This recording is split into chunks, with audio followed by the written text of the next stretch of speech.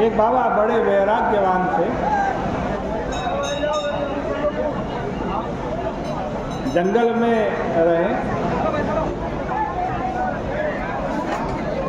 मांग कर खाया, लेकिन जब वो किसी शहर में पहुंचे तो दुकानों में घुस घुस कर चूड़ियाँ तोड़ डाले। लोग पूछते कि बाबा ऐसा क्यों करते हो?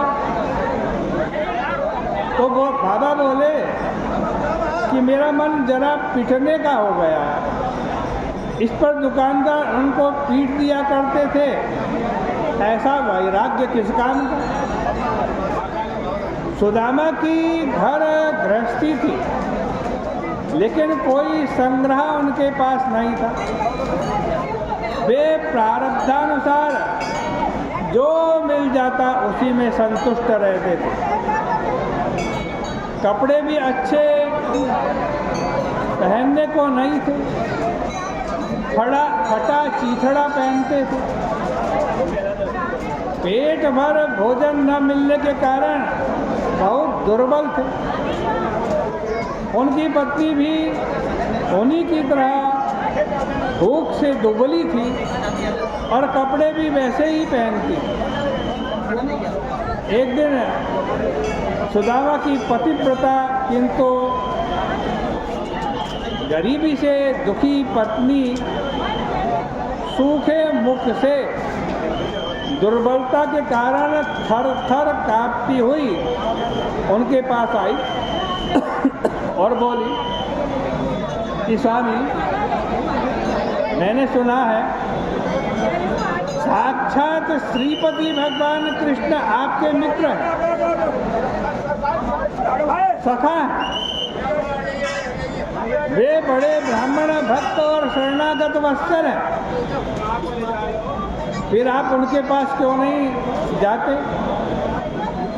यदि आप उनके पास चले जाएंगे और उनको मालूम होगा कि आप अन्न के बिना पीड़ित हैं, तो वे आपकी ओर से न मांगने पर भी आपके अभाव का निवारण कर देंगे। यहाँ देखो, एक बार की बात है, कोई सज्जन किसी को कुछ देने जा रहे थे। मैंने कह दिया कि उनको तो कुछ नहीं चाहिए, वे तो बड़े विरक्त हैं, आप उनको क्यों देते हैं? इस पर देने वाले सज्जन बोले कि वे नहीं चाहते, विरक्त हैं, सो तो ठीक है, पर इनकी पत्नी तो दुखी होगी, इनका बेटा तो दुखी होगा, वे भी तो इनके संबंधी हैं, उनकी भी तो मांग है, उनका ख्याल नहीं किया जाएगा, उनको वैराग्यवान कहकर कुछ नहीं दिया जाएगा, तो उससे उनके संबंधित लोग दुखी होंगे और ये हमारे लिए बड़े कष्ट की बात होगी। इस पर मुझे चुप हो जाना पड़ा और मैंने अनुभव किया कि उदार लोग देने में कोई ना कोई बहाना निकाल लेते। तो सुदामा पत्नी ने कहा कि इस समय भगवान द्वारिका में हैं और इतने उदार हैं कि अन्य लोगों तो वस्तुओं को उठा कर देते हैं, लेकिन वे अपने आप को ही उठा करके दे देते हैं। फिर उनके लिए सांसारिक पदार्थों में क्या रखा है? स्मरतः पाद कमल मात्मानमपि यच्छति। इस प्रकार सुदामा पत्नी ने बड़ी मधुरता से कहा, कोई जिद नहीं की कि नहीं जाओगे तो मैं अनशन कर दूंगी या रूठ जाऊंगी। सुदामा ने सोचा कि लेना देना तो क्या है, सबसे बड़े लाभ की बात यह है कि श्री कृष्ण का दर्शन हो जाएगा।